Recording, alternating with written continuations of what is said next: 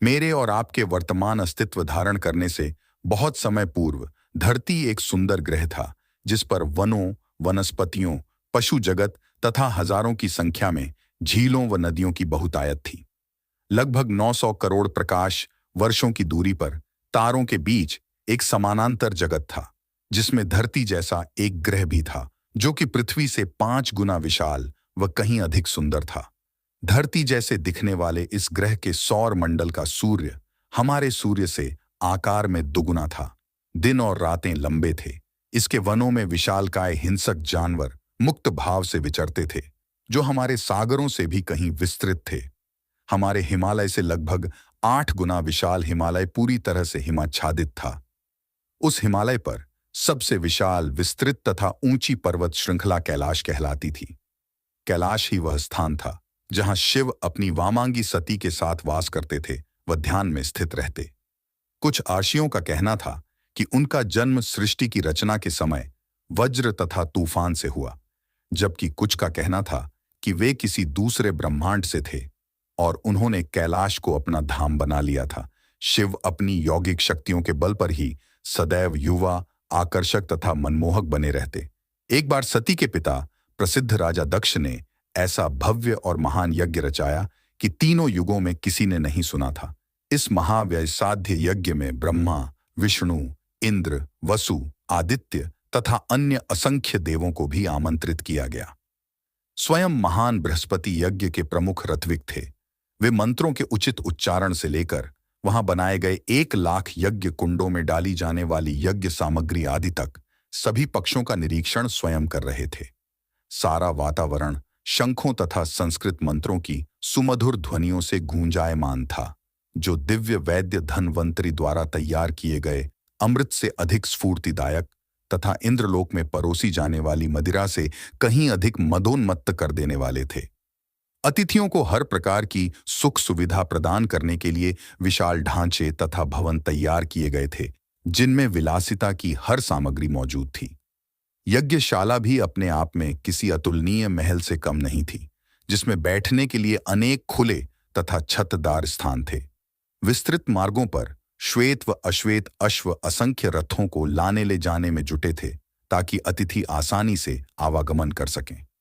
यदि हमारे वर्तमान समय के अनुसार गणना की जाए तो कहते हैं कि पहले यज्ञ कुंड से अंतिम यज्ञ कुंड तक जाने में ही 7 दिन का समय लग जाता था, जहां सभी देवगण दक्ष के यहां दिव्य आनंद में मग्न थे। शिव कैलाश पर मौन भाव से ध्यान रमाए बैठे थे। यह सती को अच्छा नहीं लगा। सती ने तनिक संकोच से पूछा, मेरे प्रभु, क्या हमें मेरे पिता के यज्ञ में शामिल होने नहीं जाना चाहिए? हालांकि वे जानती थीं कि शिव हर बात को गहराई से जानते थे। नहीं सती, शिव ने अपने एक गंभीर स्वर में कहा, जैसे कि गंगा उनकी उलझी जटाओं से होकर बह रही हो। एक सम्मानित व्यक्ति को कहीं भी बिना आमंत्रण के नहीं जाना चाहिए। परंतु वे तो मेरे पिता हैं प्रभु, उन्होंने धीरे से कहा। वे हमें आमंत्रित करना भूल गए होंगे। शिव ने स्नेह से कहा, हे भद्रे, तुम्हारे पिता शिव को पसंद नहीं करते, क्योंकि शिव सर्वश्रेष्ठ हैं तथा किसी भी परंपरा से परे हैं। सती ने एक बार फिर से जोर देकर कहा, कृपया, क्या हम जा सकते हैं? मुझे अपने परिवार से भेंट किए कई सदियां बीत गई हैं। सती, यदि तुम जाना चाहती हो, नेत्र मूंदे और पुनः ध्यान मग्न हो गए, जाओ, शिव नहीं जाएंगे। इस प्रकार उन्होंने अपनी इस इच्छा को दबा नहीं सकी। उन्होंने जाने के लिए अपने सबसे सुंदर रेशमी वस्त्र धारण किए और सबसे बहुमूल्य आभूषण पहनकर शिव के गणों को बुलाया, जिन्होंने तुरंत उनके लिए उड़ने वाले रथ की व्यवस्था कर दी। कई मील की दूरी से भी सती वायु में व्याप्त सुगंधि को अनुभव कर सकती थीं। उन्हें मंत्र जाप, शंख, वीणा तथा मृदंगों के स्वर सुनाई दे रहे थे। उन्हें अभी से शिव की याद सताने लगी थी, परंतु वे यह भी जानती थीं कि शिव ने वही किया जो उन्हें करना चाहिए था। जब वे यज्ञशाला के निकट पहुंचीं, तो भव्यता की सराहना किए बिना नहीं रह पाईं। ऐसा दृश्य तो जैसे उन्होंने पहले कभी देखा ही नहीं था। जब वे रथ से उतरीं, तो सैकड़ों दासियां उनकी ओर लपकीं। उनकी सती आई थी, जो एक समय पर उनकी राजकुमारी थी। उन्होंने सती को ऐसे पुष्पों की मालाएं पहनाईं जो कभी मलिन नहीं होती थीं। उन्होंने सती के मार्ग में गुलाब की पंखुड़ियों तथा कमलों की वर्षा की। कुछ हिमालय के राजहंसों के पंखों से बने छवर डुलाने लगीं। कुछ दासियों ने उन्हें पान सुपारी पेश किया, कुछ इत्र छिड़कने लगीं। जब सती आगे बढ़ीं तो बड़े बड़े शंख फूंके गए और गंधर्वों ने उनके स्वागत में गायन प्रस्तुत किया। सती अपनी माताओं और बहनों को खोजते हुए यहां वहां घूमने लगीं। उन्होंने देखा कि देवों व तथा उनकी पत्नियों के लिए बहुत आलीशान आसन रखे गए थे।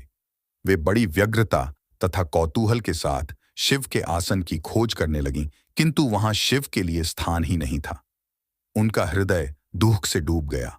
उन्होंने सोचा, क्या ऐसा अनजाने में हुआ होगा?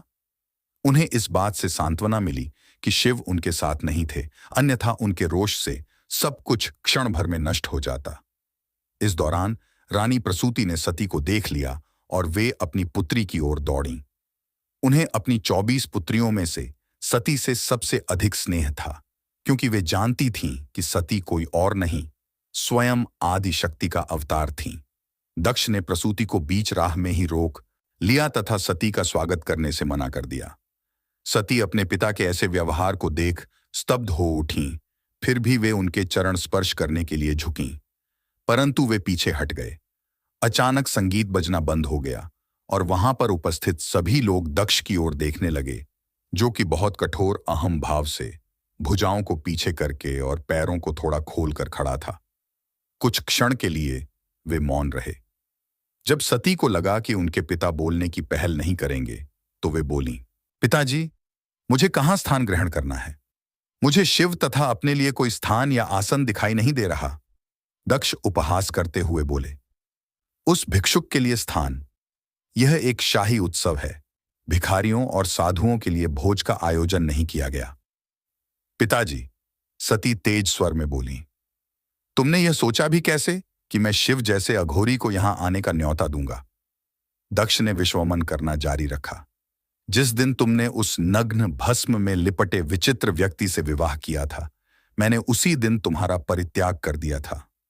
केवल उसके जैसा रंक ही अपनी पत्नी को बिना आमंत्रण के किसी के यहां भेज सकता था। पिताजी, सती चिल्लाईं, शिव देवों के भी देव हैं। मेरी बला से, दक्ष चिल्लाए, वह तो अपने जंग खाए त्रिशूल के साथ मेरे अस्तबल का प्रहरी बनने के योग्य भी नहीं है। वह विकृत, अधनंगे, भूत, प्रेतों तथा शमशानवासियों का ही चहेता है। सती ने अपने गुलाबी व कोमल हाथों से आभूषण मंडित कान ढांप लिए। उनका चंद्रमा के समान गौरमुख रक्तिम हो उठा और आंखों से अश्रुधारा प्रवाहित होने लगी।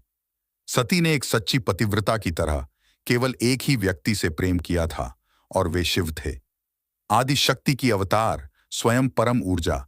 सती अच्छी तरह जानती थीं कि शिव त्रिलोक के स्वामी थे, एक शाश्वत आदि योगी जो विनाश और नश्वरता से परे थे। शिव के लिए ऐसे कठोर वचन सुनकर वे अपराध बोध से भर गईं। उन्हें लगा कि उनके हाथों उनका पतिव्रत धर्म खंडित हो गया है। उसी एक क्षण में सती को एहसास हुआ कि सर्वज्ञानी शिव ने उन्हें यज्ञ में शामिल होने से क्यों रोका था। शिव के साथ अपने वार्तालाप को स्मरण करते हुए उन्हें पति की बात न मानने का पश्चाताप होने लगा। उन्हें लगा कि उन्होंने शिव का अपमान किया था और उनके दिल को ठेस देने के बाद सती को जीवित रहने का कोई अधिकार नहीं रह गया था। दक्ष, सती की आंखें अंगारे उगल रही थीं। वैदिक मंत्र जाप बंद हो गए थे और सती की पुकार से सारा ग्रह थरथरा उठा। किसी भी लोक में आज तक किसी ने भी शिव के लिए इस तरह बात करने का साहस नहीं किया। मुझ पर धिक्कार है कि मैंने उनके बारे में ऐसे अपमानजनक शब्द सुने। दक्ष, तुम्हें इसका दंड भुगतना होगा। और उसी एक क्षण में सती ने अपनी योग शक्ति के बल पर अपने शरीर को भस्म के ढेर में बदल दिया। देवगण कांप उठे। दंभी दक्ष भी भयभीत तो हुआ, परंतु उसने अपना भय प्रकट नहीं होने दिया। बृहस्पति बोले, दक्ष, आज तक तुमने जो भी जाना, अब उस सब का अंत हो जाएगा। एक व्यक्ति की सेना मेरा क्या बिगाड़ लेगी? मैं तो। बृहस्पति ने अपने हाथ के संकेत से दक्ष को सावधान रहने को कहा, क्योंकि वे शिव के विषय में एक भी निंदाजनक वाक्य नहीं सुनना चाहते थे। वे शिव की अनुकंपा से ही तो सबसे बुद्धिमान बृहस्पति के पद तक पहुंचे थे। सती के साथ जो गण आए थे वे झट प्रकाश की गति से कैलाश रवाना हो गए और भगवान महादेव की स्तुति करके उन्हें ध्यानावस्था से बाहर ले आए।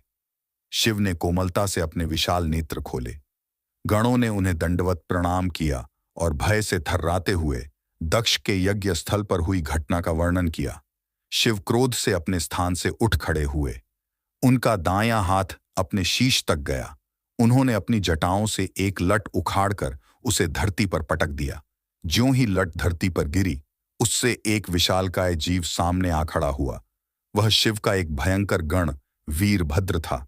कोयले के समान काले वीरभद्र की 8 भुजाएं थीं, जिनमें से प्रत्येक में शस्त्र पकड़ा हुआ था।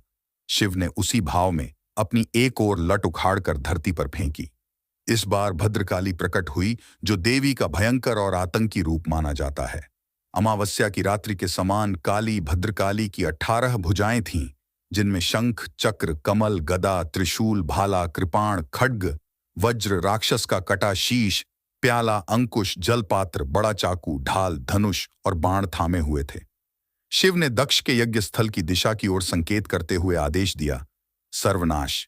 उन्होंने अपना डमरू उठाया और उसे जोर जोर से बजाने लगे।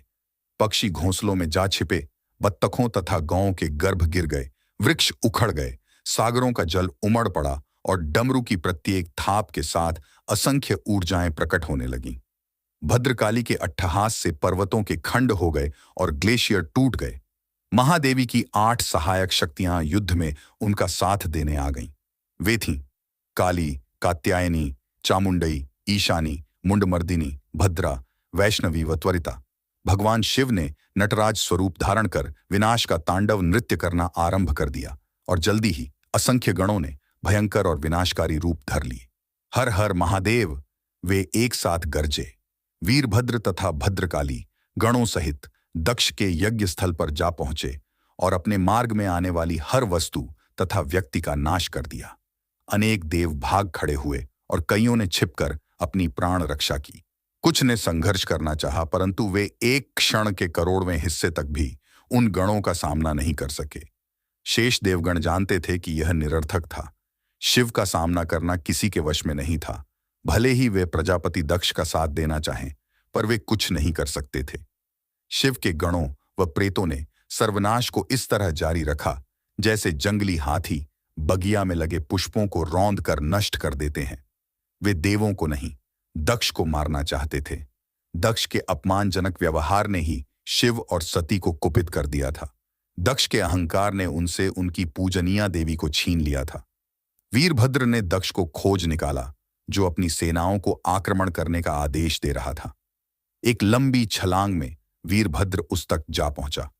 उसके सामने जाते ही मुंह से एक शब्द कहे बिना या किसी चेतावनी के बिना ही शिव के आदेश का पालन करते हुए एक ही झटके में दक्ष का संहार कर दिया। परंतु गणों ने सर्वनाश जारी रखा। देव भयभीत थे कि कहीं यह समय का अंत तो नहीं था। वे अपने परिजनों सहित शिव के पास गए और उनकी करुणा और दयालुता का गुणगान करने लगे। इसी बीच कुछ ही क्षण बाद धरती के कुछ 1000 वर्ष व्यतीत होने वाले थे। शिव शांत हो गए, परंतु उन्होंने किसी से बात नहीं की। वीरभद्र, भद्रकाली, अन्य देवियां व गण शिव में आकर लीन हो गए और वे वहां शांत भाव से बैठे रहे। देव जानते थे कि केवल शिव ही प्रकृति में संतुलन पैदा कर सकते थे और उन्हें ध्यान की अवस्था में जाने से पहले यह करना ही होगा, क्योंकि शिव का ध्यान कई 1000 वर्ष तक चल सकता था। उन्होंने उनसे आग्रह किया कि वे दक्ष को क्षमा कर दें। उनके कहने पर शिव यज्ञ स्थल पर पहुंचे। वह स्थल एक रक्त स्नात युद्ध क्षेत्र में बदल गया था। असंख्य देव, उनके परिचारक, अश्व, हाथी आदि मृतक हो चुके थे। रानी प्रसूति शिव के चरणों में गिरकर क्षमा याचना करने लगी कि उनके पति को जीवन दान दिया जाए। शिव ने उन्हें उठा लिया। जो भी हो, वे सती की माता थीं। उन्होंने यहां वहां देखा तो एक स्थान पर दक्ष का कुचला व कटा हुआ शीश दिखा। वीरभद्र ने उसे पैरों से कुचल दिया था। केवल उसके समीप पड़े मुकुट से ही पता चल रहा कि वह दक्ष का शीश था। शिव ने एक बलिकर्म के लिए प्रयुक्त बकरे का सिर लिया और उसे दक्ष के धड़ पर लगाकर उसे जीवन दान दिया। उन्होंने अपनी देह पर हाथ मलकर थोड़ी भस्म उतारी और उसे हवा में उड़ा दिया। सती को छोड़कर सभी मृतक पुनः जीवित हो उठे। शिव जानते थे कि सती उनके लिए पुनः शुद्ध होना चाहती थीं, क्योंकि उन्हें लगा था कि पति से बहस करके उन्होंने सर्वज्ञ शिव के प्रति अपने पतिव्रत धर्म का पालन नहीं किया था। वे जानते थे कि अभी सती को पार्वती के रूप में पुनः जन्म लेने के लिए कुछ हजार वर्ष का समय लगेगा और गहन तपस्या के बाद ही सती फिर से उनकी पत्नी बन सकेंगी। शिव कैलाश पर लौट गए। अपनी यौगिक मुद्रा में आने के बाद वे गहन ध्यान में खो गए। वे अपनी ध्यान मग्न अवस्था को उस बिंदु तक ले गए जहां से कोई वापसी नहीं होती। ये कुंडलिनी का पहला भाग था। बने रहिए आगे की कहानी जानने के लिए अगले भाग में।